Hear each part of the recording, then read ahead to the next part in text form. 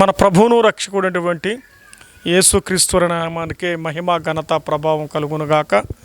దేవుని మహాకృప, దేవుని కనికరం, దేవుని దయ, ఆ ఆయుష్కాలం, ఆరోగ్యం, ఆశీర్వాదాలతో ఈ స్థితిలో మనం ఉన్నామంటే ప్రభు మనకిచ్చినటువంటి గొప్ప ధన్యత, భాగ్యం. చక్కగా 40 దినాల ఉపవాస కూడికలు జరిపించుకొని, అలాగే గుడ్ ఫ్రైడే జరిపించుకొని, ఈస్టర్తో మనం అనుభవించి మరొక రోజు దేవుడు మనకిచ్చినటువంటి ఈ దినపు రాత్రి వేళ దేవుని వాక్యం చక్కగా నిన్నటి దినాన దేవదేవుని మనము దేవాలయాలలో ఆయన్ను కొనియాడాం, స్తుతించాం, ఘనపరిచాం, ప్రభుని మహింపరిచాం, ప్రభుని కొనియాడుతూ కీర్తించాం. దేవా, మా బ్రతుకు జీవితాలలో మాకు ప్రత్యక్షమైనటువంటి దేవుడు అని మనము విన్నాం. ఈ రాత్రి వేళ లేఖనాల్లోంచి ఒక వాక్య భాగాన్ని మనం చదివి ధ్యానాంశంలోనికి మనము దాటిపోదాం. రండి, దైవ గ్రంథంలోంచి ఈ పూట నూతన నిబంధన అనగా కొత్త నిబంధనలోంచి మత్తయి సువార్త 8వ అధ్యాయము మొదటి 4 వచనాలు మనము చదువుకుందాం. మత్తయి సువార్త 8వ అధ్యాయం మొదటి 4 వచనాలు. ఆయన ఆ కొండ మీద నుండి దిగి వచ్చినప్పుడు బహు జనసమూహములు ఆయన్ను వెంబడించెను. ఇదిగో, కుష్ఠరోగి వచ్చి ఆయనకి మొక్కి, ప్రభువా, నీకిష్టమైతే నన్ను శుద్ధిగా చేయగలవను. అందుకు ఆయన చెయ్యి చాపి వాని ముట్టి, నాకిష్టమే, నీవు శుద్ధుడు కమ్మని చెప్పగా తక్షణమే వాని కుష్ఠరోగము శుద్ధి ఆయను. అప్పుడు యేసు, ఎవరితోనూ ఏమీ చెప్పకు సుమి, కానీ నీవు వెళ్ళి వారికి సాక్షార్థమై నీ దేహమును యాజకులకి కనపరుచుకుని మోషే నియమించిన కానుకను సమర్పించమని వానితో చెప్పాను. ప్రభు తన మాటలు దీవించినట్లుగా వాక్య భాగం కొరకై చిన్న ప్రార్థన చేద్దాం. మహాగరుడైన తండ్రి, మా నాథ, మా విపుడా, మీకు స్తోత్రాలు చెల్లిస్తున్నాం. సర్వేశ్వరుడైనటువంటి మా ప్రియ పరలోకపు తండ్రి, శ్రీమంతుడవు, సత్పురుషుడవైన మా దేవా, ఈ రాత్రి వేళ చదవబడినటువంటి లేఖనాలు ఎవరైతే వింటూ ఉన్నారో వారి జీవితాలకు మరి ప్రభు ఆత్మరక్షణ కలిగించి ఆశీర్వాదాలతో, అభివృద్ధితో, ప్రభు దీవెనతో నీ ప్రత్యక్షత వారు అనుభవించినట్లుగా మీరు దయచేస్తారని, ఎవరైతే ప్రభు ప్రార్థనలో ఏకీభించారో వారికి కష్టం ఉన్నా, కన్నీళ్ళు ఉన్నా, బాధ ఉన్నా, వేదన ఉన్నా దేవా మీరు సహాయం చేయమని, స్వస్థపరిచి కాపాడి విడిపించమని తండ్రి. పరీక్షల సమయం ఇప్పుడు ప్రభు స్మార్ట్ వాల్యుయేషన్ జరుగుతున్నాయి ప్రభు. వాటన్నిటిలో మీ సహాయం కొరకై ఎదురు చూస్తూ ఉన్నారు పిల్లలు ప్రభు. మంచి రిజల్ట్స్ని బిడ్డలకి మీరు దయచేయమని సహాయం చేస్తారు. ఇంకా కొన్ని పరీక్షలు రాయబోతున్న వారు ఉన్నారు, రాబోయే మాసాలలో మీ కృపచొప్పున సహాయం చేస్తారని, వాక్యాన్ని విరిచి వడ్డించమని యేసుక్రీస్తు నామమును బట్టి లేఖన భాగం కొరకై మీ సన్నిధిలో అడిగి వేడుకొనుచున్నాము తండ్రి, ఆమేన్. మంచిది. షాలేం స్వరం చూస్తున్న మీకు అందరూ కూడా మరొకసారి ప్రేమపూర్వకమైనటువంటి వందనాలు. దేవుని సన్నిధిలో వాక్యం వినేమంటే దేవుడు మరొక రోజు ఇచ్చంటే ఇది ఎంతో గొప్ప ధన్యత. ఈరోజు ఈ మాట విన్నామంటే నీతో దేవుడు మాట్లాడడానికి ఇష్టపడిన రోజు. అదే నీ సెల్లే పని చేయకపోతే నువ్వు ఆయన మాట వినేవాడివా? ప్రత్యక్షంగా ఈరోజు దేవుని వాక్యం వింటున్నామంటే నీకు ఆరోగ్యం ఇవ్వకపోతే, ఇంత దూరం నడిపించబడకపోతే నువ్వు ఈ మాట వినేవాడివా? కాదు. దేవుడు నీకు అవకాశం ఇచ్చాడు, దేవుడు నీకు తరుణం ఇచ్చాడు, దేవుడు నేను బ్రతికింపజేశాడు, దేవుడు బలం ఇచ్చాడు. కొంతమంది కూర్చోవడానికి కూడా ఓపిక ఉండదు, కొంతమంది నిలబడుకోవడానికి ఉండదు, కొంతమందికి మాట్లాడడానికి ఓపిక ఉండదు, కొంతమంది పడుకుంటున్నారు, ఎక్కువసేపుగా ఉండలేకపోతున్నారు. వీటన్నిటిని బట్టి మనం వాక్యం వినగలుగుతున్నామంటే దేవా, నా జీవితానికి నేను ఆధారభూతుడై ఉన్నందులకై ఎంతగానో మేము ఏం చేస్తున్నాం, హృదయపూర్వకమైనటువంటి కృతజ్ఞతలు చెల్లిస్తున్నామని ప్రభుని మనం స్తుతించాలి. దేవుని వాక్యమును మనం చదువుకున్నాం. ఇక్కడ మనం గమనిస్తే మత్తయి సువార్త 8వ అధ్యాయం మనం చదువుకున్నాం. 5, 6, 7 అధ్యాయాలు, 8 అధ్యాయాలు ఏమంటారంటే ఇది కొండ మీద ప్రసంగం అంటారు. మీరు కావంటే 5వ అధ్యాయం మొదటి వచ్చింది చూడండి. ఆయన జనసమూహను చూచి కొండ ఎక్కి కూర్చుండగా అని రాయబడింది. 5వ అధ్యాయం ఆయన ఎక్కడున్నాడు? కొండ మీద ఉన్నాడు. దేవుడు ఎప్పుడు కూడా ఎక్కువ ఎక్కడ అంటారు చెప్పండి? కొండల్లో దేవుడు ఉండేవాడు. కొండల్లోన కోణల్లోన నేను వెదికానని భక్తులు రాశారు. కాబట్టి ఆయన కొండల్లో ఉండే దేవుడు. లోకాలు ఎన్నో కొండలు ఉన్నాయిలే, ఎందుకో తెలుసా? దేవుడు అంటే ఒక ప్రత్యేకమైన వాడని అర్థం. ఎక్కువగా గమనించండి, దేవుళ్ళు ఎక్కువగా ఎక్కడ ఉంటారు? ఎత్తైనటువంటి ప్రదేశాల మధ్యలో ఉంటారు. అయితే యేసు ప్రభు వారు ఆ రోజు ఎత్తైన ప్రదేశాన్ని కొండకి ఎందుకు ఎక్కంటే, కొండ ఎక్కేమంటే అందరూ కనిపిస్తారు. కూర్చుంటే జన సమూహాలను కనిపించడం కష్టం కాబట్టి ఆయన కొండ ఎక్కి కూర్చున్నాడు. 5వ అధ్యాయం 8వ అధ్యాయం 1వ వచనంలో మనం చూస్తే ఆయన ఆ కొండ మీద దిగి వచ్చినప్పుడే రాయబడింది. 5వ అధ్యాయంలో ఎక్కాడు, 8వ అధ్యాయంలో దేవుడు కొన్ని సందర్భాలు ఎక్కాడు, కొన్ని సందర్భాలు దిగాడు. నువ్వు కూడా కొన్ని సందర్భాలు ఎక్కాలి, నువ్వు కొన్ని సందర్భాలు పెంచబడుతున్నావు. దిగుతుంటే తీసుకోవచ్చు, అప్లై చేసుకోవచ్చు కూడా. దేవుని బట్టి మనం ఆశీర్వదించబడుతూ ఉంటాం. కొన్ని సందర్భాలు మనం ఆశీర్వదించే కొద్దిగా తగ్గించబడుతూ ఉండాలి. తను తాను తగ్గించుకున్నవాడు అది హెచ్చించబడతాం. దేవుని పిల్లలంట తలగా ఉంచుతానన్నాడు కానీ ఆయన తోకగా ఉంచడు అన్నాడు. కొంతమంది అంటారు తలగా ఉంటే తోకతో ఏం పని, తోకతో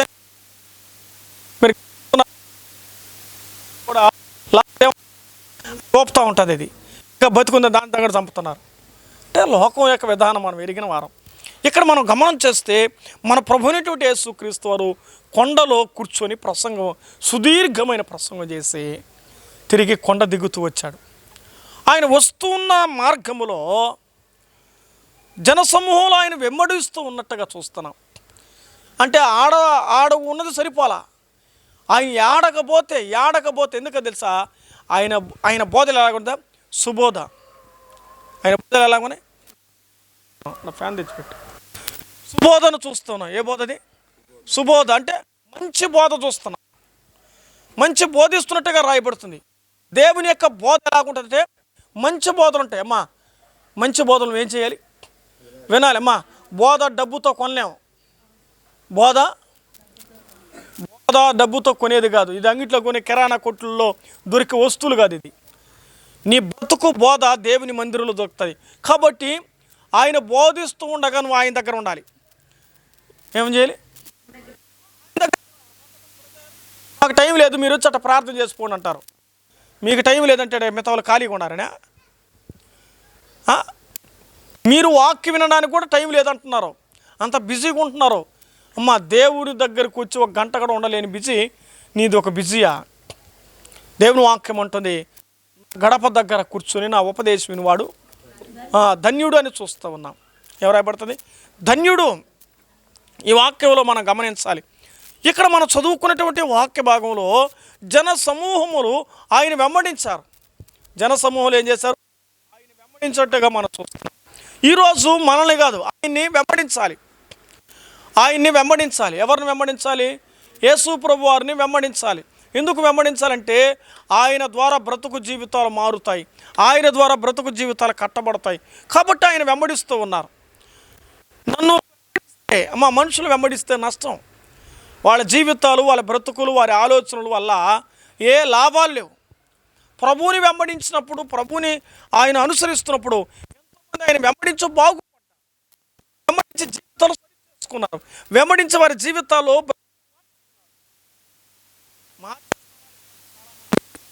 మారిపోయే స్థలాలకి ఏం మారుతారు? లోకంలో మారే స్థలాలు, పాపములో మారే స్థలాలకు వెళ్తారు, లోక అనే స్థలాలకు వెళ్తారు, సుఖభోగాల స్థలాలకు వెళ్తున్నారు. కానీ ప్రజలు ఎలాగుంటుంది తెలిసిన జీవితాలు మార్చి ఏమొచ్చాడు బాబు? ఎలాగొచ్చంటే ఆయన వెంబడించుచూ ఉండేను. అది ఆయన పోతా ఉంటే వస్తున్నారు. ఎందుకో తెలుసా? ఆయన వెళ్ళిపోతే మళ్ళా రాడమ్మా, అర్థమవుతుందా? ఆయన పోతే మరలా రాడు, మరలా వేరే ఒక మార్గం వెళ్ళిపోతాడు, మరొక ప్రదేశానికి వెళ్ళిపోతాడమ్మా. దేవుడు నీకు ఆయుష్కాలం ఉన్నప్పుడే ఆ మార్గంలోకి రా, ఆ మార్గంలోకి రా. మీకు ఉదాహరణకు ఒక మాట ఇందులోంచి బయట వెళ్తున్నాను. దావీదు కుమారుడా నన్ను కరుణించయ్యని గుడ్డోడు ఏం చేశాడు? కేకేశాడు. ఎరుకోలో ఆయన వెలుస్తూ ఉండగా, దారి ప్రక్కన గుడ్డివాడు ఉండగా, దావీదు కుమారుడా నన్ను కరుణించని అడిగాడు. ఆ గుడ్డోడు యేసు గురించి విని నోరు పోయింటే వాడు బాగుపడేవాడు కాదు. అవకాశం ఉన్నప్పుడే ఆయన దగ్గరికి వెళ్ళాలి, శత్రువు చేస్తున్నాడు, కళ్ళు పోయిన తరాడు ఆటంకపరిచిన ఆయన దగ్గర చాలా మంది అవకాశాలు పాపంగా శత్రుత్వాలు ఉంటాయి, గలాటాలు ఉంటాయి. ఏమైనా ఉండవా? భార్య భర్తలు రచ్చలేసుకోరా? భార్య బిడ్డలు పిల్లలు రచ్చలేసుకోరా? ప్రతి ఇంట్లో ఏముంటుంది? పగులు రాత్రే, పగులు రాత్రే. సోదరు అంటది, ఏమమ్మా ఎట్టున్నారు మీరు మీ కుటుంబం అంటే, ఏం చేద్దాం తెల్లారితో రచ్చ చేసుకుంటూ రాత్రి అయితే కలిసిపోవాలని అడిగింది. తెల్లారితో అట్ట మాట్లాడినాం, ఇప్పుడే ఇట్ట మాట్లాడుతున్నాం అంటే అంతే జీవితం అంటారు. అంతే జీవితం అంటే అడ్జస్ట్మెంటు అనేది నాతో. ఓరే తెల్లారితో ఈ మాట మాట్లాడలేదు, కోపలు 10 మాట్లాడతామండి, ఆవేశంలో 10 మాట్లాడతాం. ఎట్ట మాట్లాడినావు తెల్లారితో? మాట్లాడినాం. సర్దుకొని పోతేనే సంసారం, సర్దుకొని పోతేనే సంసారం. సర్దుకొని పోతే ఏమవుతుంది? ఇంకేమీ లేదు. సర్దుకుంటేనే సంసారం సతికిల పడకుండా ఉంటుంది. లేదో గుద్దుకున్నామంటే జీవితాలు వేరేగా మారిపోతుంది. అర్థమవుతుందా? నువ్వు లోకం దేవుని దగ్గరకు వచ్చేప్పుడు నువ్వేమాలి? సర్దుకోవాలి, నీ బ్రతుకును సరిదిద్దుకోవాలి. సరిదిద్దుకున్నప్పుడే నువ్వు వీడు ఈ గుడ్డివాడు వెళుతున్న సమయంలోనే తన జీవితాన్ని సరిదిద్దుకు ఒక కుష్ఠున్నప్పుడు సరిదిద్దుకున్నాడు. నీకు వీలున్నప్పుడు కాదు, నీకు అవకాశం ఉన్నప్పుడు కాదు, నీకు ఇష్టం ఉంటే, మనసు బాగుంటే, సంతోషంగా ఉంటే, అనుకూలతలు ఉంటే, ఎవరైనా బలవంతం చేస్తే కాదు, ఎవరైనా బలవంతం కాదు. ఆలోచన చేయండి. బలవంతం అవసరం లేదు.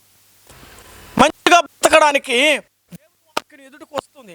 ఈరోజు సెల్ ఫోన్లో షాలేం స్వరం వింటున్నావంటే ఇది నీ భాగ్యం, ఇది నీ భాగ్యం, ఇది నీ ధన్యత. ఇది లేరా ఇరిగిపోయిన ఫోన్లు కూడా దానిపైన బొప్పు పడిపోయినా కూడా గుచ్చుతుండే పెన్నేసట్టే దాని కూడా వాళ్ళు దాంట్లో కూడా మళ్ళీ అది జియో ఫోను, దాంట్లో కూడా యూట్యూబ్ చూస్తున్నాడు, గేము ఆ డబ్బా ఫోన్లో కూడా తప్పించి ఏం చేయాలి?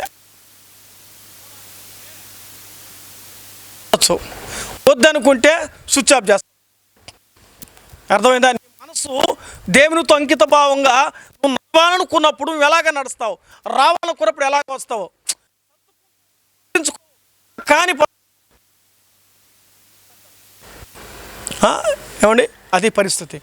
మనుషుల యొక్క మనస్తత్వాలు అలాగ ఉంటున్నాయి. నీ అవసరాలు తీరినప్పుడు ఒక విధంగా కాదు, నీ అవసరాలు ఉన్నప్పుడు ఒక విధంగా నటించకూడదు. ఆ రోజు దేవునితో అవసరం ఉన్నప్పుడు వాళ్ళందరూ వచ్చారు. అప్పుడు ప్రభు బాగుపడ్డ దేవుడు ఒక సందర్భంలో అడిగాడు, 10 మంది బాగుపడ్డారు, మరి మీరు వచ్చారు ఏం మిగతాలేడా? ఒకడే వచ్చిన మిగతా 9 మంది అక్కడ. 10 మంది శుద్ధులేరి ఆ 9 ఎక్కడ? నువ్వు ఒక్కడే వచ్చావేమిటి? వచ్చినవాడు సమరయుడు, మంచి మనస్సు కలిగిన వాడు. దేవుడు చూస్తున్నాడు నువ్వు బాగుపడిన విషయాన్ని. ఆయన వెంబడిస్తున్నట్టుగా జనం చూస్తున్నావు. ఇదిగో ఆయనకు మొక్కి, ప్రభువా నీకిష్టమైతే నన్ను చేయగలవన్నాడు. ఇప్పుడు వారు ముట్టి అని రాయబడింది. ఎంత కుష్టి రోగుల్ని మనం డబ్బెట్టేస్తామా? ఇట్లా వేస్తాం డబ్బు, అవునా కదా? చాలా దూరంగా ఇస్తాం. వాళ్ళు ఎట్లా తీసుకుంటారు చేతిలో, ఇటు తీసుకుంటే మనం ఇట్టేస్తాం చల్లరా. మరి ప్రభు ఎట్ట పట్టుకున్నాడు? అంతెందుకండి, మదర్ తెరీసా మనం చూస్తాం భారతదేశానికి వచ్చి ఎంతటి పరిచర్యం, ఎంతటి ఘోరాతి ఘోరం, వాంతి ఎత్తేస్తుంటే తన 2 చేతులు తెత్తుకొని ఏం చేసిందండి? ఒక తల్లి తన బిడ్డకు చేసినట్లుగా చాలామందికి ఆమె ఉపచారం చేసింది. ఆ త్యాగం, ఆ సమర్పణ మనం చేయగలమా? మదర్ తెరీసా అంటే మనసు. అందుకే ఆమె ఏం పేరు పెట్టారు? మదర్ తెరీసా అని పెట్టారు. మదర్ అంటే తల్లి. తల్లి మాత్రం ఏ పనే చేస్తుంది బిడ్డ విషయంలో, అవునా కదా? ఈరోజమ్మా ఉండమంటాడు. ఆ రోజు నువ్వు ఏమండి మలిన మడుగులో పడినా, అయ్యో నా బిడ్డ పడిపోయాడని నేను శుభ్రం చేసి మంచి బట్టలు వేసి నేను రెడీ చేస్తుంది తల్లి. మళ్ళా పడిపోయినావు అనుకో, మళ్ళా మారుస్తుంది, మళ్ళా చేస్తుంది. మళ్ళా పడిపోయినట్టే మళ్ళా చేస్తుంది. ఎన్ని పర్యాయాలు పడిపోయినా నీ తల్లి నిన్నేం చేస్తుందా, ఏ పనికి మాలవాడిడో అని వదలలేదు. అర్థమవుతుందా? అది తల్లి. అందుకే తల్లి లాంటి ప్రేమ భార్య కూడా ఇవ్వలేదు. ప్రేయస్ కంటే ప్రేమించే దేవుడు. ప్రేమించేవారిలో అయితే రెండవది ఎక్కువగా ప్రేమించేవారు ఎవరు తెలుసా? తల్లే. అందుకే ముదిము వచ్చే వరకు నేను ఎత్తుకుని వాడును. అది ఇక్కడ మనం గమనించగలిగితే ముట్టాడు. ఆ కుష్టు రోగిని దేవుడు చేతులతో ముట్టినట్టుగా అంటే దేవుని హస్తం ఆ వ్యక్తి మీద పడినట్టుగా చూస్తున్నాం. ఇప్పుడు ఇక్కడ నిలబడి ఆలోచన, దేవుడే డైరెక్ట్ ఆ వ్యాధి కలిగిన వ్యక్తి దగ్గరికి వెళ్ళాడా? ఆ వ్యాధి కలిగిన వాడే ఆయన దగ్గరికి వచ్చాడా? వ్యాధి కలిగిన వాడే ఎక్కడ వచ్చినాడు? ఎక్కడున్నాడు? కొండ కింద నిలబడుకున్నాడు. కొండ దిగ్గగానే, ఎందుకు తెలుసా? అంతమందిలో పోవడానికి వీలు లేదు. కుష్ఠరోగులు ఎప్పుడు వెలుపల ఉండాలి, పాల్యమునికి వెలుపల ఉండాలి. యాజకుడి దగ్గర మేము అపవిత్రమని ముద్ర వేయించబడాలి. అర్థమవుతుంది. చాలా విషయాలు ఉన్నాయి కానీ నేను దాని గురించి ధ్యానం చేయలేదు, కానీ అంశంలోకి వెళ్తున్నాను. నేను ఆయన ముట్టినట్టుగా చూస్తున్నాం. దేవుని హస్తం ఒక రోగిగ్రస్తుడి మీద ఆ మనసు. ఇక్కడ అతని జీవితంలో ఏం కలిగిందన్నా? శుద్ధి. ఎట కలిగిందా? తక్షణమే శుద్ధి ఆయను అని రాయబడింది. ఆ మార్చిన చూడండి ఆయన ఏం రాయబడుతుంది అక్కడ? నాకిష్టమే అన్నప్పుడు 3వ వచనం చివరిలో చూడు.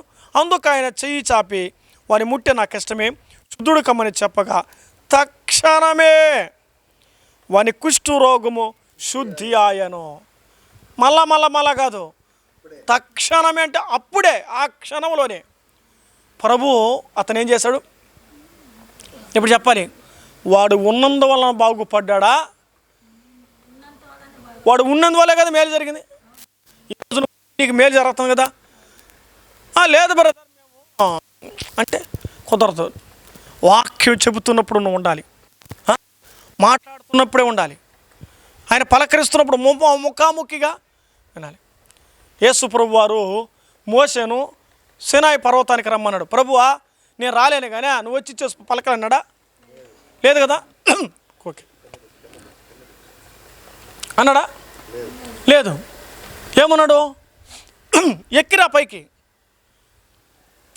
ఇప్పుడు దేవుడు ఉండే స్థలానికి మోసే పోయాడా? మోసే ఉండే స్థలానికి దేవుడు వచ్చాడా? ఆయన ఉండే దగ్గరికి మనం పోవాలి. ఈరోజు అట్లా కాదు. నువ్వు ఉంటే నాకు చాలు యేసయ్యా, నీ వెంటే నేను ఉంటా నేసయ్యా. ఏం వాడినావు? నువ్వు ఉంటే ఒకవేళ ఉన్నాడు ఆయన. నీ మారి ఖాళీగా నా మారి ఖాళీ అయినా ప్రపంచం అంతా చూడాలి ఆయన. ఇప్పుడు ఆయన ఒకవేళ బిజీ గడిపోయినాడు అనుకో, ఇప్పుడు నువ్వేమవుతావా? నువ్వు వెళ్ళిపోతావు. నష్టం ఎవరికా?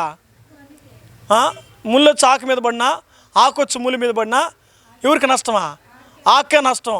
ఈరోజు నష్టపోయేది ఎవరికి తెలుసా? నీవే. ఆలోచించాయి.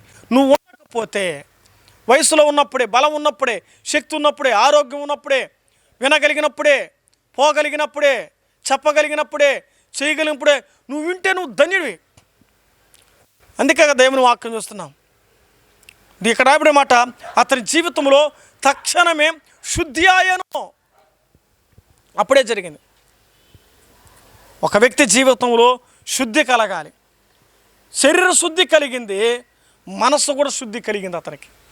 దేవుని వాక్యం అంటుంది, మత్తయి సువార్తలో రాయబడుతున్నమాట, హృదయ శుద్ధి గలవారు దరిద్రులు. బైబిల్లా అమ్మా ఏం రాయబడింది? నా బైబిల్లో ధన్యులని ఉంది.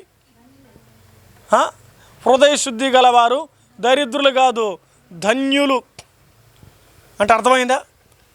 మన శుద్ధ మనం ఏమైపోతున్నాం? ఎప్పుడు అవుతుంది తెలిసిన? ఆయన తాకినప్పుడు మనం ధన్యులు అవుతాం. ఎట్లా తాకుతాడు దేవుడు? వాక్యము ద్వారా నిన్ను తాకుతాడు, మాటల ద్వారా దేవుడు నిన్ను తాకుతాడు. వాళ్ళు మాట్లాడి నా గుండెని అట్టే పిండింది, అట్ట తాకినట్టుగా తగిలింది. ఎట్ట మాట్లాడినా తెలిసిన వాళ్ళ, నిన్న ఎట్ట మాట్లాడి తెలిసిన, మొన్న వాళ్ళ 10 ఏళ్ళకు ముందు ఎట్ట మాట్లాడినా తెలిసిన, నెలకు ముందు ఎట్ట మాట్లాడినా తెలిసిన, ఇవి చెప్తాం. నన్ను అట్టే తాకింది ఆ మాట, నా కోసమే తాకింది అని మనం లోకస్తుల గురించి ఎంత చెప్తాండి. ఆ రోజు మనుషుల గురించి మనుషులు చెప్తున్నారు, ఈరోజు సేవకుల గురించి కూడా చెప్పేవాళ్ళు తయారైపోయినారు. నాకు అవసరమే, నాకు అవసరమే, నాకు అవసరమని. ఏమ్మా, ఆ రోజు దేవుడు వారి జీవితాల బలహీనతలు ఉన్నప్పుడు ఏం చెప్పాడు? యవనస్తుడు ఏమన్నాడు తెలుసా? బైబిల్ గ్రంథంలో ఒక మాట చెప్తాం. ఒకడు యవనస్తుడు నిత్యజీవం కావాలని అడిగాడు యేసుప్రభు దగ్గరికి వచ్చి, అయ్యా నిత్యజీవానికి వారసవడానికి నేనేం చేయాలంటే, పోయి నీకున్నది కూడా అమ్మి పేదలకు ఇచ్చేసి రాబో అన్నాడు. అది నేను చిన్న చేసాడు. అతడు ఏమైనాడు?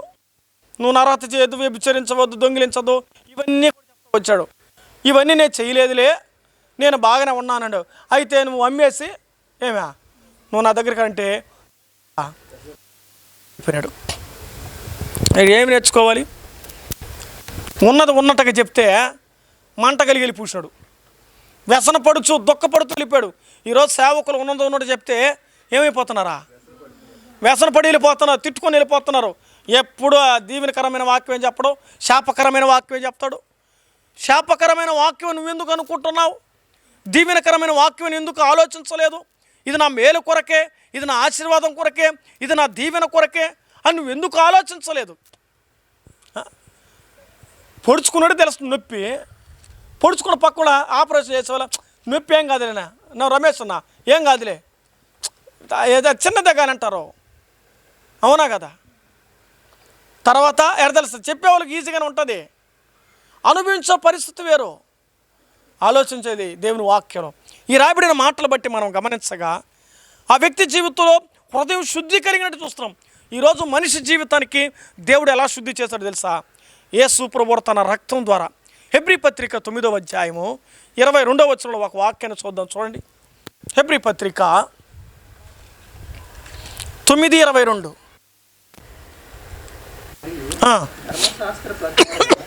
సమస్త వస్తువులను రక్తము చేత శుద్ధి చేయబడునని. రక్తము చేత ఏమవుతుందట? వస్తువులే కాదు, జీవితాన్ని కూడా దేవుడు శుద్ధి చేశాడు. యేసు రక్తము ప్రతి పాపాల నుంచి ఏం చేస్తాం మనల్ని? అమ్మా, ఈరోజు మన హృదయాలను, మన బ్రతుకులను యేసు రక్తమే మమ్మల్ని ఏం చేసింది? శుద్ధి చేస్తుంది. నీ వాక్యమే నన్ను ఏం చేసిందంట? బ్రతికించను. దేవుని వాక్యం చేత మన జీవితాలు శుద్ధి చేయబడతాం. దేవుని వాక్యం చేత మన బ్రతుకులు మార్చబడుతుంది. ఇక్కడ ఈ కుష్ఠరోగి చెబుతున్నమాట, అయ్యా నీకు ఇష్టమైతే నన్ను తాకు. ఈ కుష్ఠరోగిని దేవుడు తాకాడు, తన జీవితం స్వస్థపరచబడ్డాడు. దేహానికి స్వస్థత కలిగింది, బుద్ధికి స్వస్థత కలిగింది. ఈరోజు నీకు నాకేం కావాలి? శరీర స్వస్థత కావాలి, మానసికంగా కూడా ఏం కావాలి? స్వస్థత కావాలి. ఇప్పుడు మనిషి పడుకున్నా బాగానే ఉందమ్మా, కానీ మనసుల వేదన. పడుకున్నా ఏమనిపిస్తుందా? ఆలోచనలు ఉంటుంది. అంటే మనసు నెమ్మదిగా ఉండాలి, శరీరం నెమ్మదిగా ఉంటేనే అప్పుడు కంట్రోల్గా ఉంటుంది బాడీ. శరీరమేమో ప్రశాంతంగా పడుకొని మనసులో కళ్ళు మూసుకుంటే కూడా అదే థాట్, అదే ఆలోచిస్తే ఇప్పుడు ఏమంటాం? శుద్ధ హృదయం అక్కడ లేదు. ఆ మాట దాని కొరకు అర్థం చేసుకోవాలి. దేవుని వాక్యం ఉంటుంది, హృదయ శుద్ధి గలవారు అని రాయబడిన మాటలో స్వస్థ బుద్ధి గలవారు అని బైబిల్ ఉంది. దేనికంట? స్వస్థ బుద్ధి. మన బుద్ధి స్వస్థపరచబడాలి. మన బుద్ధులు బాగుంటేనే. ఈరోజు బుద్ధులు ఎట్లా చేసినా 2 రోజులు ఒక విధంగా, 2 రోజులు ఒక విధంగా, 2 రోజులు ఒక విధంగా. అమ్మా, దీని జీవితం అనరు. సంసార జీవితంలో ఆ బుద్ధులు అట్లా లేకపోతే అసలు పెళ్ళిళ్ళు జీవితాలు ఇంతవరకు సంసార జీవిత పయనం జరిగేది. కుటుంబాల పిల్లలందరూ కలిసిమెలిసి ఈ స్థాయిలో అనుభవించేవారు. ప్రేమానురాగాలతోనే వెలసిల్లితేనే కుటుంబమైన, సంఘమైన, సేవ అయినా జరుగుతుంది. వీలైతే ఏమండి మనవంతు సహకరిద్దాం, కానీ మన ద్వారా దేవుని కార్యం ఆగిపోకూడదు. ఎవరి కార్యం ఇది?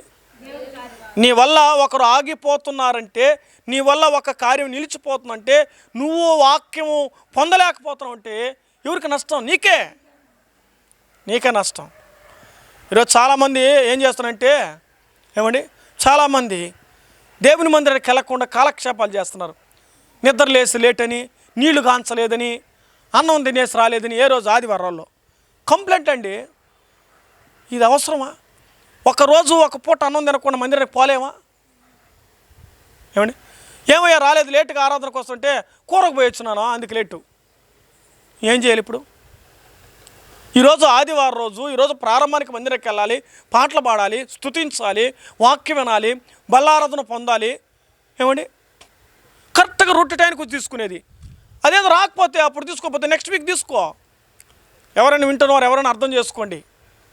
మీరు కానీ ప్రారంభంలోనే కూర్చోకపోతే ఆ రోజు రొట్టె తీసుకోవద్దు. ఆ వారం అంతా నీ హృదయం ఏం చేస్తుందా, ఈ వారం రొట్టె గాయం అవుతా లేదా, పరిశీలిస్తుంది. వచ్చే వారం నీకేమనిపిస్తుందా, ముందు రొట్టె తీసుకోవాలనిపిస్తుంది. కొంతమంది ఎట్ట మేధాలు చేసినా రొట్టె తీసుకున్న తర్వాత మళ్ళీ జంప్ అంతే, మళ్ళీ ఉండరు. మళ్ళీ రొట్టె రసపాత్ర అయిపోతే వెళ్ళిపోతారు. పని ఉంటే వెళ్తారండి, వారం వెళ్ళిపోతే. వాక్యం వినకుండా, ఆత్మమైనటువంటి సంఘ వాక్యం పోషణ వినకుండా నువ్వు వెళ్ళిపోతావు. ఈరోజు ఎందుకు మన జీవితంలో శుద్ధ హృదయాలు లేకుండా పోతుంటే ఇవే కారణాలు. సరైన జీవితం దేవునితో సరి సంబంధం బాగా లేనందువల్లే సరిగ్గా జీవితలేదు. తినద్దనంతా తినేసేది, కడుపు నిండా తినేసేది, ఏవి ప్యాకెట్లు అన్నీ తినేసే తిన్నాడుతో కడుపు నొప్పి అనేది. ఎవరు తినమన్నారు? ఏడ కనిపిస్తే నోటి నిండా పోసేస్తుంది, ఖాళీ లేకుండా ప్యాకెట్లు. కడుపు నొప్పి వస్తుందంటే ఇప్పుడు రాకుండా ఉంటుందా? ఆలోచిస్తున్నారా? నోరు జాగ్రత్తగా ఉంటే ఒళ్ళు కూడా. మేము చెబుతున్నప్పుడు మీరు వినకపోతే ఏం చేయగలం? భద్రత ముఖ్యం దేహానికి. దేవుడు ఆరోగ్య భద్రత ఇచ్చాడు, శరీర భద్రత ఇచ్చాడు, మానసికమైన భద్రత ఇచ్చాడు. ఈ వాక్యంలో మనం చూస్తుండగా దేవుని వాక్యంలో శుద్ధ హృదయం అన్నాడు. మరొక మాట చూడండి, ఇక్కడ శుద్ధ హృదయం కలిగిన దేవుడు తాకితే. యెషయా గ్రంథం 6వ అధ్యాయం మరొక మాట చూద్దాం. యెషయా గ్రంథం 6వ అధ్యాయము 6వ వచనం చూద్దాం. యెషయా గ్రంథం 6:6. అప్పుడు శరాపుల్లో ఒకడు తాను బలిపీఠం నుండి కారుతో తీసినటువంటి నిప్పులు చేత పట్టుకుని నా యొద్దకు వచ్చి ఎగిరి వచ్చి నా నోటికి దాన్ని తగిలించి, ఇది నీ పెదవులకు తగిలగానే గనుక నీ పాపములకు ప్రాయశ్చిత్తమాయను, నీ దోషములు తొలగిపోయెను. ఇక్కడ ఏమైందండి? పరలోకం నుంచి అగ్ని ఏం చేసింటే తన పెదాలు ఏం చేసింది? కాల్చివేసింది. అగ్ని వంటి పెదాలతో కాల్చబడగా తన పాపానికి ఏం కలిగింది? పరిహారము కలిగించబడింది. అగ్ని తాకబడింది పెదాలకు, అగ్ని ముట్టబడింది. ఎప్పుడైతే అగ్ని ముట్టబడిందో తన జీవితం ఏం కలిగిందంటే స్వస్థపరచబడింది. ఆ రోజుల్లో బలిపీఠానికి పశువును వధించబడినప్పుడు అది మొత్తం కూడా అగ్ని చేత అవ్వాలి, దహించబడాలి. అప్పుడు వారి పాపానికి ఏం కలిగేది? పరిహారం కలిగేది. కాబట్టి ఆయన ముట్టగా ఏం కలిగింది తెలిసిన?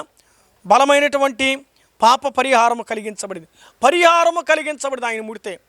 ఆయన ముట్టితే స్వస్థత కలిగించబడింది. ఆయన ముట్టితే పాప పరిహారము కలిగించబడినది. పాపులను రక్షించడానికి యేసుక్రీస్తు ఈ లోకానికి వచ్చాడు. నమ్మితే ఈ రాత్రి వేళ నీకు పరలోకం, ఆయన ఉండే రాజ్యం నీకు ఇస్తాడు. ఆయన నిమ్మలమైనటువంటి ప్రశాంతమైన రాజ్యం ఇస్తాడు. నమ్మలేదు, అగ్ని కూడా అనుభవిస్తావు. జాగ్రత్త, కొనేస్తామా ఈ రాత్రి వేళ నువ్వు పరలోకం వచ్చారని దేవుడు ఇష్టపడుతున్నాడు. చివరిగా ఒక వచనం చూద్దామండి. ఇర్మియా గ్రంథం 1వ అధ్యాయము 9వ వచనం చదువుకుందాం. ఇర్మియా గ్రంథం 1:9. చెయ్యి చాపి నా నోరు ముట్టేలాగు సెలవిచ్చును. ఎందుకు నోరు ముట్టాడు? ఇర్మియాతో దేవుడు, అయ్యా నేను బాలుడను, మాట్లాడుకు నాకు శక్తి చాలదు అని ఇలాగూ చెప్పినప్పుడు, నువ్వు బాలుడనవద్దు, నేను నిన్ను పంపు ద్వారా ఎద్దుకు నువ్వు పోవలను, నీకు ఆజ్ఞాపించిన సంగతులను కూడా చెప్పాలి, వారికి భయపడకము, నేను విడిచిపెట్టుటకు నేను నీకు తోడే ఉన్నాను. ఇదే యెహోవాకు. అప్పుడు యెహోవా చెయ్యి చాపి నోరు ముట్టిని.